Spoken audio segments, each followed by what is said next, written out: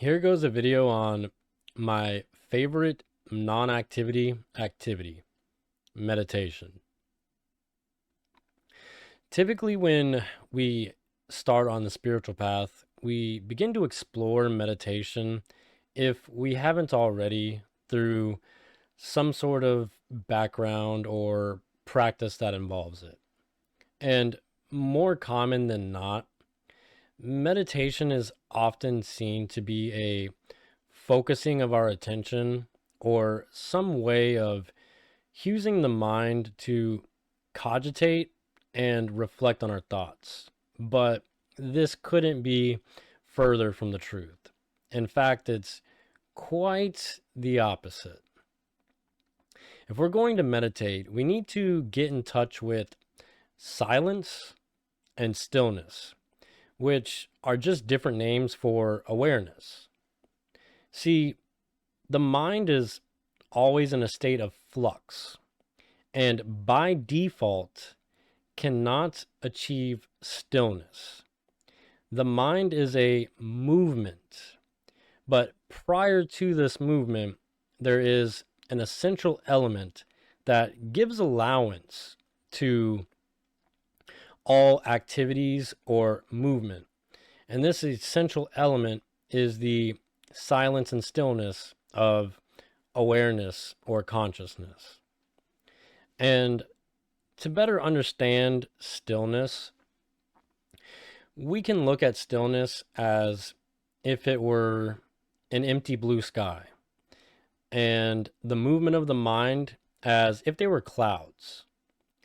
Now, the sky must first be before any clouds can actually appear. So, in relation, we can say that stillness is a prerequisite for movement.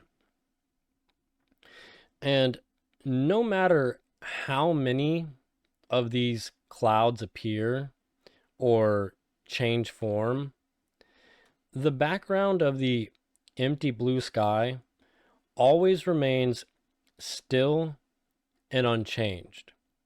So, in the same way, we awareness just want to abide in and as ourselves, all while we allow this activity of the mind. And take notice how I said allow the activity of the mind. When we get into meditation, we're not looking to beat the mind into submission or change our thoughts or even suppress them. We simply want to allow any and all experience that may arise so we can simply just shine the light of awareness on them. And this is actually how we begin to view and become conscious of the subconscious mind, which is home to all of our thoughts, behavioral patterns, our emotions, and our reactions. And by observing the subconscious mind, we're then able to create a fast lane for inner work and healing. Now, the proper way to approach meditation is to consider it as the art of doing nothing. We have to let go of all of our efforts and expectations. Now, it's important to know that resistance is a form of effort. When we start saying stuff like, oh no, I don't like these thoughts, or whatever scenarios are playing in our head, and we try to push them away, by definition of resisting, we are doing. We want to relinquish our effort and simply allow ourselves to be. On the other hand, we may have expectations or even assumptions on how our meditations should be. Um, I hope to achieve something out of my meditation, or I want some sort of mystical experience to happen. So we get ourselves in this state of doing, and it's very hard for the thinking mind to grasp that meditation is a non doing. But we still don't want to try not to do because this is a form of doing. We just want to allow and accept our experience. These are always going to be the two biggest keys to a successful meditation. By simply allowing any thoughts that surface in the mind, or sensations in the body, or even sounds in our environment, we automatically remove any resistance that we have. And by not reacting with our thoughts and observing them, we begin to create this understanding that what we essentially are isn't our thoughts or the feelings and emotions that come attached to them, but that which perceives all of these. And this is also a very important step in my eyes within the direct path, and perhaps the most liberating, because most of society believes, is controlled, and is subdued by the stories of the mind. See, the mind will start going off with its usual chatter, whether we're in meditation or not, and somehow we get involved. But through meditation, we are able to get in touch with this witnessing presence of awareness that we are. And this allows us to not only catch ourselves, but detach ourselves from this involvement. One minute we are carried away by the story of the mind, and then the next minute we're present. And every time we do this, it creates gaps in the mind where our consciousness begins to grow, so to speak. This tea is looking pretty appetizing. Hold on, guys. Now, meditation can also be looked at as the art of falling asleep while remaining awake. When we go to sleep at night, we start to sink our attention back into its source. In the waking state, we are extremely focused on objective experience. Then we move into the dream state, which is a more subtle form of focus.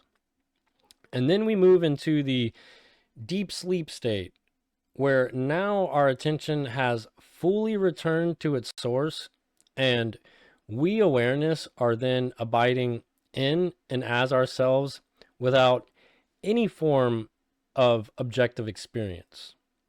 And every time that we return to the source of ourselves, it starts to become clear that what we are is meditation. It starts off as something that we do, but then is revealed as what we are. So, in the same way, when we get into meditation, we want to sink our attention back into its source, but all whilst remaining awake. Now, what would be the takeaways or implications of a proper meditation? And for starters, a lot of healing begins to take place when we get accustomed to this allowance and acceptance of our experience. It begins to permeate our everyday lives and changes the way we think and how we act, but not only with ourselves, but with others and the world.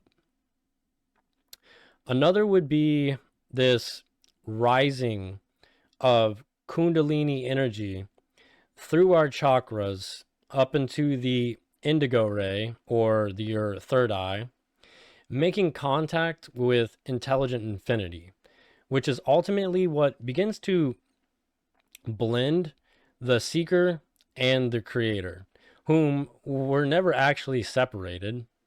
And this contact with intelligent infinity begins to inform our daily activities. That way, they're carried out in a way that is in alignment as a vessel of the one infinite creator. And I know you guys are going to love this one, and that is revealing our purpose in life. See, it's always the fuss and agitation of the mind that doesn't allow us to see and feel clearly what we want to express in this lifetime. And through meditation, this can be revealed. And lastly, ego dissolution. When we get into meditation, we are able to get past the defenses of the pesky ego and see its overall structure. And this gives way to the dissolving of the ego so that we may be our authentic selves. Now, the most important thing to take away from our meditations is that this inherent peace and equanimity that we find in meditation, it gets brought forth into our everyday lives. And it changes us in ways that are enigmatic and indescribable. I won't even go into it. It just needs to be left at that. So that's all I got. I hope you guys found this video useful, and hopefully you now understand not only what meditation is, but how to approach it properly. And I didn't really feel like it was necessary to talk about or explain any of the types of meditations. What's truly important is the essence of it. So if you guys understand that, then you're well on your way to successful meditations. I appreciate you guys watching the video. Feel free to like and subscribe. And remember, keep your heart open and stay present. I'll see you in the next one.